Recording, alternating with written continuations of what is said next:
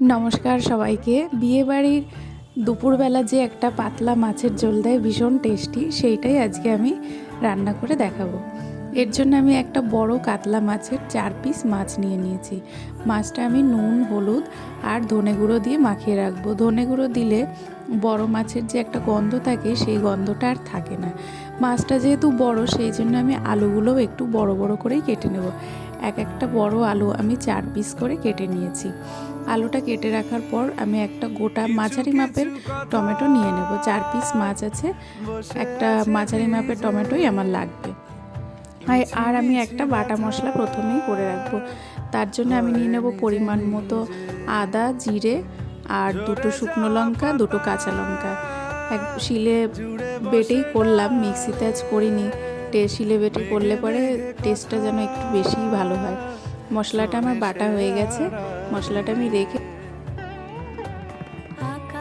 কড়াইটা গরম হয়ে গেলে আমি বেশটা তেল দিয়ে মাছগুলোকে একটু কড়া করে ভেজে নেব। মাছটা কড়া ভাজলে যেন আমার কাছে মনে হয় তরকারির টেস্টটা একটু বেশিই হয়। এপিট ওপিট করে মাছটা লাল লাল করে ভেজে নিয়েছি। কড়াইতে যে তেল থাকবে ওর মধ্যে আমি ফোড়ন দিয়ে দেবো জিরে, তেজপাতা আর একটা এলাচ। এই এলাচের হালকা গন্ধটাই তরকারিটার সেন্টটা খুব ভালো লাগবে। এবার আমি আলুগুলো দিয়ে দেব। আলু, নুন আর হলুদ দিয়ে ভালো করে ভেজে নেব। ভেজে রাখার পর টমেটোটা একদম গলে যাওয়ার পর দিয়ে দেব বেটে রাখা মশলাটা। খুব আস্তে আস্তে অনেকক্ষণ ধরে আমি কষিয়ে নেব।